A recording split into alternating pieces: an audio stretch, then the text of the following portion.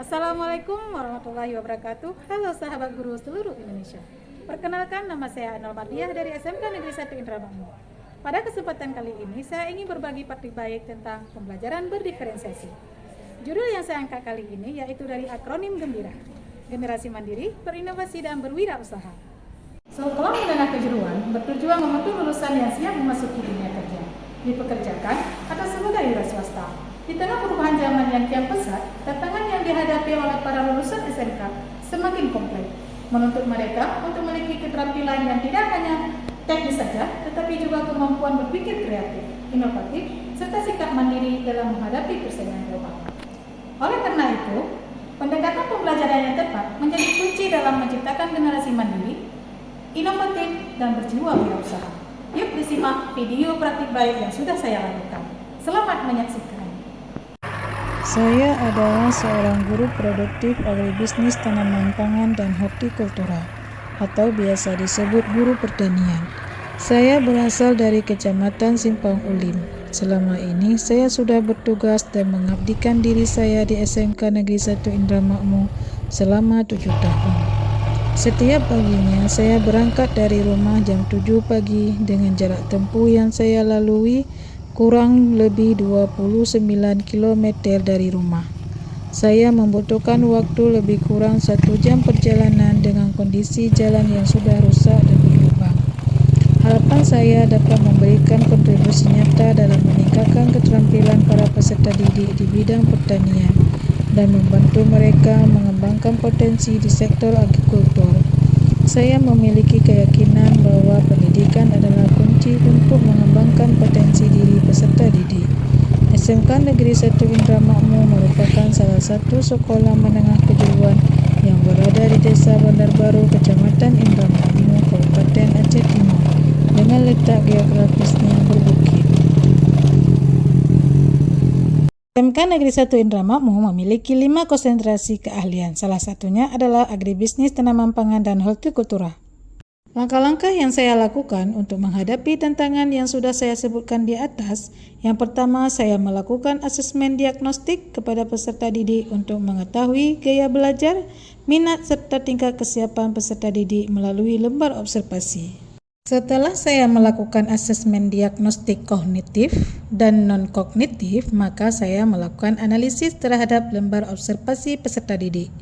Kemudian, saya mencari kajian literatur tentang model dan metode pembelajaran yang tepat, serta merancang modul ajar sesuai dengan kebutuhan belajar peserta didik. Assalamualaikum warahmatullahi wabarakatuh. Waalaikumsalam warahmatullahi wabarakatuh. Baik, anak-anakku, sebelum kita mulai pembelajaran hari ini, ada baiknya kita berdoa terlebih dahulu. Doa akan dipimpin oleh ketua kelas. Silakan ketua kelas.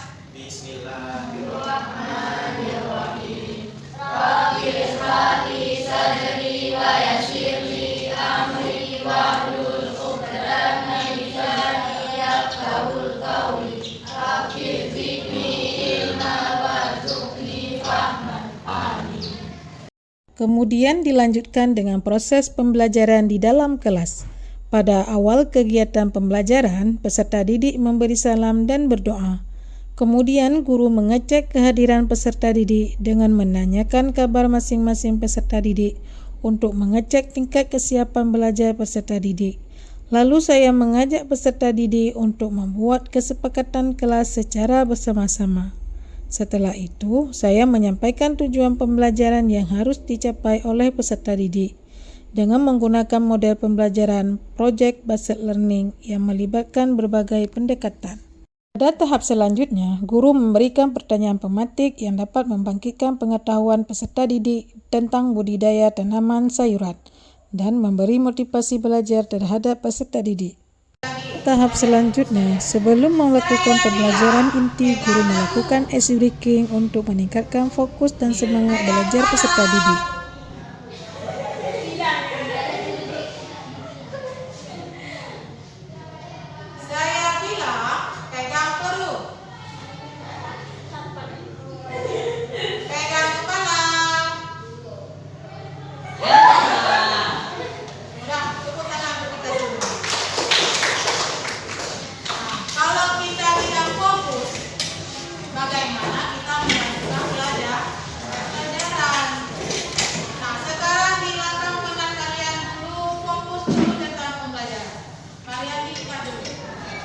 Kemudian saya melakukan pembelajaran berdiferensiasi konten, di mana saya memberikan materi yang sama kepada peserta didik, namun dengan cara yang berbeda sesuai dengan gaya belajar peserta didik, baik auditori, visual, ataupun kinestetik. Guru membagikan lembar kerja peserta didik dengan kemampuan yang berbeda dan mendapatkan materi yang sesuai dengan tingkat pemahaman mereka. Selanjutnya, peserta didik berdiskusi dan mengisi lembar kerja peserta didik. Sebelum saya melakukan pembelajaran diferensi proses dan produk, saya melakukan sosialisasi bersama kepala sekolah dan rekan sejawat, serta berkolaborasi dengan rekan sejawat sesama guru produktif pertanian. Saat pembelajaran diferensiasi proses dan produk, saya melakukan pembelajaran praktik budidaya tanaman sayuran di lahan sekitar sekolah. Peserta didik melakukan praktek di lapangan sesuai dengan kelompok dan komoditas sayuran yang mereka pilih. Pada tahap awal, peserta didik membuat pupuk organik cair dari buah maja yang didapatkan dari lingkungan sekitar. Dan selanjutnya peserta didik membuat kompos dari sampah rumah tangga serta daun-daun kering yang ada di sekitar sekolah, yang nantinya akan digunakan pada saat perawatan tanaman. Dengan penuh semangat, peserta didik melakukan sanitasi lahan. Kemudian melakukan pengolahan tanah dengan menggunakan mini traktor. Lalu peserta didik membuat bedengan untuk masing-masing komoditas sayuran yang sudah mereka pilih. Dan peserta didik juga menguji pH tanah ataupun tingkat keasaman tanah yang sesuai dengan kebutuhan sayuran yang mereka pilih. Dan tahap selanjutnya mereka melakukan penanaman, perawatan, dan penyiraman. Tibalah saatnya panen. Peserta didik dengan wajah gembira mendapatkan hasil sayuran yang sudah mereka budidayakan. Kemudian dilanjutkan dengan sortasi dan memberikan label produk. Hal ini dilakukan supaya produk SMK Negeri 1 Indramayu lebih dikenal di pasar. Pembelajaran, peserta didik melakukan pemasaran dengan mempromosikan produk mereka terutama di lingkungan sekolah, masyarakat, dan pasar. Adapun faktor keberhasilan praktik pembelajaran berdiferensiasi materi budidaya tanaman terletak pada penerapan dan pencapaian profil pelajar Pancasila yang menunjukkan rasa syukur atas hasil yang mereka dapatkan, sikap gotong royong, mandiri, kreatif, dan bernalar kritis. Assalamualaikum warahmatullahi wabarakatuh. Perkenalkan, nama saya Syahrial Fuadi. Saya selaku kepala sekolah di SMK Negeri 1 Indramayu. Saya merasa sangat mengapresiasi penerapan praktik baik pembelajaran berdiferensiasi yang telah dilakukan oleh guru saya, khususnya dalam materi budidaya tanaman sayuran. Pendekatan diferensiasi merupakan salah satu strategi yang sangat tepat untuk diterapkan di kelas karena mampu menjawab kebutuhan belajar siswa yang beragam. Sekian dan terima kasih. Wassalamualaikum warahmatullahi wabarakatuh. Assalamualaikum warahmatullahi wabarakatuh. Perkenalkan, saya Lamkaru Dewina, guru SMK Negeri 1 Indramayu, Kabupaten Aceh Timur. Saya sangat mengapresiasi dan merasa terinspirasi oleh praktik baik pembelajaran diferensiasi yang telah diterapkan dalam materi budidaya tanaman sayuran. Inisiatif ini tidak hanya memperkaya pengalaman belajar siswa, tetapi juga mencerminkan komitmen kita sebagai pendidik untuk selalu memberikan yang terbaik sesuai dengan kebutuhan setiap individu siswa. Sekian dari saya, terima kasih. Assalamualaikum warahmatullahi wabarakatuh. Perkenalkan, saya Alfida Rahmadani, kelas 2 ATPH.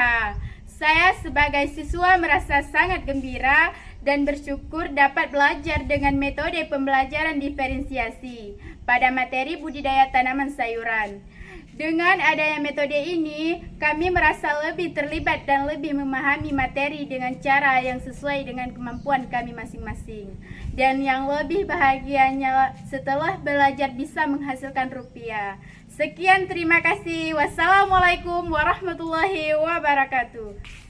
Pembelajaran berdiferensiasi yang telah saya lakukan pada materi budidaya tanaman sayuran.